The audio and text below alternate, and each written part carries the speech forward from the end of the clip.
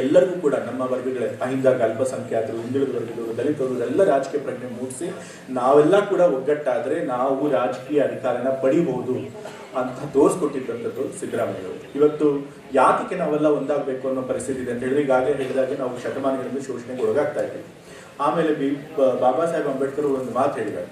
ಅವ್ರು ಏನಪ್ಪ ಹೇಳಿದ್ದಾರೆ ಅಂತಂತಂದ್ರೆ, political power is the key to social empowerment ಅಂತ ಹೇಳಿದ್ದಾರೆ. ರಾಜಕೀಯ ಶಕ್ತಿ ಇದೆ, ನಾವು ಸಾಮಾಜಿಕವಾಗಿ, ಶೈಕ್ಷಣಿಕವಾಗಿ, ಆರ್ಥಿಕವಾಗಿ ಮುಂದೆ ಬರೋದಕ್ಕೆ ಸಾಧ್ಯ ಇಲ್ಲ. ಇವತ್ತು ಮುಂದುವರೆದವರು ಯಾತಕ್ಕೆ ಅವ್ರು ಮುಂದುವರೆದಿದ್ದಾರೆ?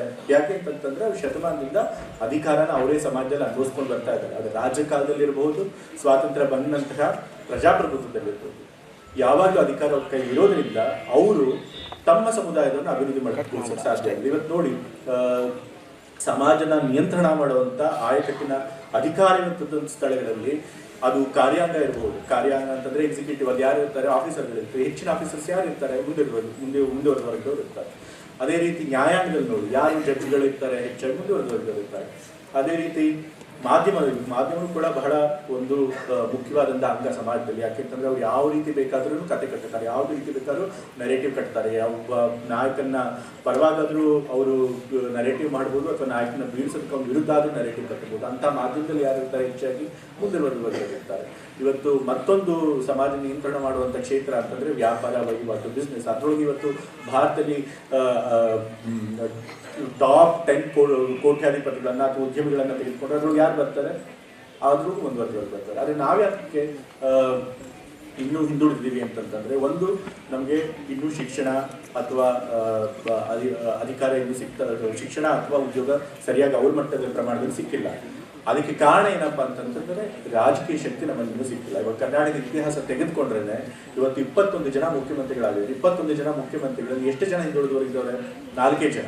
ಅದರೊಳಗೆ ಪೂರ್ಣಾವಧಿ ಅಧಿಕಾರನ ಮುಗಿಸಿದವರು ಅಂತಂತಂದ್ರೆ ದೇವರಾಜ ಅರಸರು, ಅದು ಬಿಟ್ಟರೆ ಸಿದ್ದರಾಮಯ್ಯವರು ಮಾತ್ರ.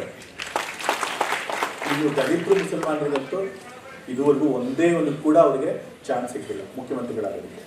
ಸೊ ಹಾಗಾಗಿ ನಾವು ರಾಜಕೀಯ ಶಕ್ತಿನ ಅಧಿಕಾರನ ಪಡ್ಕೊಳ್ಳದೆ ಹೋದರೆ ನಾವು ಸಾಮಾಜಿಕವಾಗಿ, ಶೈಕ್ಷಣಿಕವಾಗಿ, ಆರ್ಥಿಕವಾಗಿ ಮುಂದೆ ಬರಲಿಕ್ಕೆ ಸಾಧ್ಯ ಆಗೋದಿಲ್ಲ. ಹಾಗಾಗಿ ರಾಜಕೀಯ ಪ್ರಜ್ಞೆ ಅನ್ನೋದು, ರಾಜಕೀಯ ಅಧಿಕಾರನ ಪಡ್ಕೊಳ್ಳೋದಿದೆಯಲ್ಲ, ಅದು ಬಹಳ ಮುಖ್ಯ. ಅದು ಆಗಬೇಕು ಅಂತಂದ್ರೆ ಏನಾಗಬೇಕು ಅಂತಂದ್ರೆ, ನಮ್ಮಲ್ಲಿರೋ ದೊಡ್ಡ ಅಸ್ತ್ರ ಅಂತಂತಂದ್ರೆ ನಮ್ಮ ಒಗ್ಗಟ್ಟು, ನಮ್ಮ ಜನಸಂಖ್ಯೆ. ನಾವು ಇವತ್ತು ಜಾತಿ ವ್ಯವಸ್ಥೆ ಇನ್ನೂ ಕೂಡ ನಾವು ಯಾಕೆ ತೆಗೆಯಕ್ಕಾಗಿಲ್ಲ ಅಂತಂತಂದ್ರೆ, ನಾವು ಬಹುಸಂಖ್ಯಾತರಿದ್ರೂ ಕೂಡ ನಮ್ಮನ್ನ ಹಲವಾರು ಜಾತಿಗಳಲ್ಲಿ ಸಣ್ಣ ಸಣ್ಣ ಜಾತಿಗಳನ್ನಾಗಿ ಒಡೆದು ಹರಿದು ಹಂಚಿರೋ ಕಾರಣಕ್ಕೆ ನಾವು ಒಗ್ಗಟ್ಟಾಗಕ್ಕಾಗ್ತಿಲ್ಲ. ನಾವೆಲ್ಲ ಶೂದ್ರರು, ನಾವೆಲ್ಲ ದಲಿತರು, ನಾವೆಲ್ಲ ಅಲ್ಪಸಂಖ್ಯಾತರು, ನಾವೆಲ್ಲರೂ ಕೂಡ ಒಂದೇ ನೋವನ್ನು ಅನುಭವಿಸಿದ್ದೀವಿ. ನಾವೆಲ್ಲರೂ ಕೂಡ ತುಳಿತುಕೊಳ್ಳೋದಾಗಿ ಶೋಷಣೆಗೊಳಗಾಗಿದ್ದೀವಿ. ಆದರೂ ಕೂಡ ನಾವ್ಯಾರು ಕೂಡ ಒಂದಾಗಕ್ಕೆ ಸಾಧ್ಯ ಆಗ್ತಾ ಇಲ್ಲ. ಅದು ಆದರೆ ಮಾತ್ರ ಅಂಥ ಶಕ್ತಿನ ತಡೆಯೋದಕ್ಕೆ ಬೇರೆ ಇನ್ಯಾರಿಗೂ ಸಾಧ್ಯ ಆಗೋದಿಲ್ಲ. ಆಗ ನಾವು ರಾಜಕೀಯ ಶಕ್ತಿನೂ ಪಡ್ಕೋಬಹುದು, ಎಲ್ಲ ಕ್ಷೇತ್ರಗಳನ್ನು ಮುಂದುವರಿಬಹುದು, ನಮ್ಮ ಸಮುದಾಯನ ಅಭಿವೃದ್ಧಿ ಪಡಿಸೋದಕ್ಕೆ ಸಾಧ್ಯ ಆಗುತ್ತೆ. ಹಾಗಾಗಿ ಒಗ್ಗಟ್ಟು ಅನ್ನೋದು ಮುಖ್ಯ. ಆ ಒಗ್ಗಟ್ಟಾಗಬೇಕು ಅಂತಂದ್ರೆ ನಾವು ಅಹಿಂದ ಅಡಿಯಲ್ಲಿ ಸಂಘಟಿತರಾಗಬೇಕು. ಆಗ ನಾವು ನಮ್ಮ ಎಲ್ಲ ವರ್ಗಗಳಿಗೂ ಕೂಡ, ಎಲ್ಲ ಶೋಷಿತ ವರ್ಗಗಳಿಗೂ ಕೂಡ ನಾವು ಸಮಾನತೆಯನ್ನು ತರಕ್ಕೆ ಸಾಧ್ಯ ಆಗುತ್ತೆ, ಮುಖ್ಯವಾಹಿನಿ ತರಕ್ಕೆ ಸಾಧ್ಯ ಆಗುತ್ತೆ, ಅವ್ರನ್ನ ಬಲಪಡಿಸೋದಕ್ಕೆ ಸಾಧ್ಯ ಆಗುತ್ತೆ. ಶೋಷಿತ ವರ್ಗದಲ್ಲಿ ಆ ರಾಜಕೀಯ ಪ್ರಜ್ಞೆಯನ್ನು ಬೆಳೆಸಬೇಕು. ಯಾಕೆಂತಂದ್ರೆ ನಾವು ಅಧಿಕಾರ ಪಡ್ಕೊಳ್ಳೋದು ಕಷ್ಟ, ಅಧಿಕಾರ ಪಡ್ಕೊಂಡ ಮೇಲೆ ಅದನ್ನ ಉಳಿಸ್ಕೊಂಡು ನಾವು ಬೆಳೆಯೋದು ಕೂಡ ಬಹಳ ಕಷ್ಟ. ಇವತ್ತು ಸಿದ್ದರಾಮಯ್ಯವರು ಮುಖ್ಯಮಂತ್ರಿಗಳಾಗಿದ್ರು.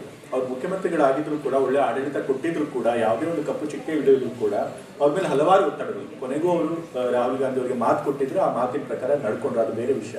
ಆದರೂ ಕೂಡ ಅವ್ರ ಅಧಿಕಾರದಲ್ಲಿದ್ದಾಗ ಸತತವಾಗಿ ಅವ್ರ ಮೇಲೆ ಒತ್ತಡ ಬರ್ತಾನೆ ಇತ್ತು. ಸೊ ಹಾಗಾಗಿ ಯಾರಾದ್ರೂ ಹಿಂದೆ ವರ್ಗದಿಂದ ಯಾರಾದರೂ ಉನ್ನತವಾದಂಥ ಅಧಿಕಾರ ಪಡ್ಕೊಂಡ್ರೆ ಅವರು ಬಹಳ ಅಗ್ನಿ ಪರೀಕ್ಷೆ ಎದುರಿಸಬೇಕಾಗಿದೆ. ಅಧಿಕಾರ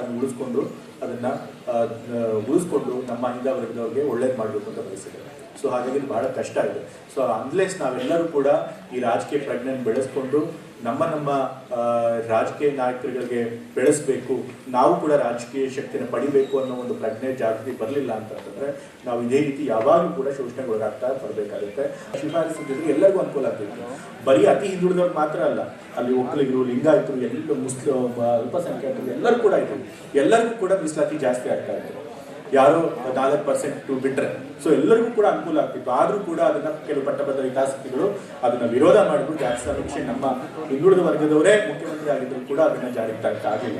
ಆದ್ರೆ ಈಗ ಹಿಂದೆ ಮುಖ್ಯಮಂತ್ರಿಗಳ ಸಿದ್ದರಾಮಯ್ಯ ಅವರು ತಮ್ಮ ಕೊನೆ ದಿವಸ ಮುಖ್ಯಮಂತ್ರಿ ಸ್ಥಾನದ ಕೆಳಗಿರೋದಕ್ಕಿಂತ ಮುಂಚೆ ಈ ಹಿಂದುಳಿದ ವರ್ಗದ ಶಾಶ್ವತ ಆಯೋಗದವರ ಒಂದು ಸಮೀಕ್ಷೆ ಏನು ಮಾಡಿದ್ರು ಹೊಸದಾಗಿ ಮತ್ತೆ ಅದನ್ನ ಸ್ವೀಕಾರ ಮಾಡಿದ್ರು. ಅದನ್ನ ಸ್ವೀಕಾರ ಮಾಡಿದ್ಮೇಲೆ ನಮ್ಮ ಜವಾಬ್ದಾರಿ ಏನಪ್ಪ ಅಂತಂದ್ರೆ ಅದು ಜಾರಿಗೆ ಬರೋ ಹಾಗೆ ನೋಡ್ಕೋಬೇಕು. ಆ ಜಾರಿಗೆ ಬರೋ ನೋಡ್ಕೋಬೇಕು ಅಂತಂದ್ರೆ ಎಲ್ಲ ಹಿಂದುಳಿದ ಅಲ್ಪಸಂಖ್ಯಾತರು, ಹಿಂದುಳಿದರು, ದಲಿತರು ನಾವೆಲ್ಲರೂ ಸೇರಿ ನಮ್ಮ ಕ್ಷೇತ್ರಗಳಲ್ಲಿ ನಮ್ಮ ಶಾಸಕರು, ಜನಪ್ರತಿನಿಧಿಗಳು ಯಾರೇ ಇರ್ತಾರೆ ಇದ್ರು ಅವ್ರು ವಿರೋಧ ಮಾಡದಿರೋ ನೋಡ್ಕೊಳ್ಬೇಕು. ಯಾವ ಕಾರಣಕ್ಕೂ ನಮ್ಮ ಶಾಸಕರಾಗಲಿ ಜನಪ್ರತಿನಿಧಿ ಅದ್ರ ವಿರುದ್ಧ ಮಾತನಾಡಬಾರ್ದು. ನೀವು ಹೆಚ್ಚಿನ ಸಂಖ್ಯೆಯಲ್ಲಿದ್ದೀರಿ, ನೀವು ನಿಮ್ಮ ಶಾಸಕರಿಗೆ ಹೇಳಬೇಕು, ಇಲ್ಲ ಈ ಜಾತಿ ಸಮೀಕ್ಷೆ ಜಾರಿಗೆ ಬರಬೇಕು, ಆಗ ಮಾತ್ರ ನಾವು ಬೆಂಬಲ ಕೊಡ್ತೀವಿ ಅಂತಂತಂದ್ರೆ ಶಾಸಕರು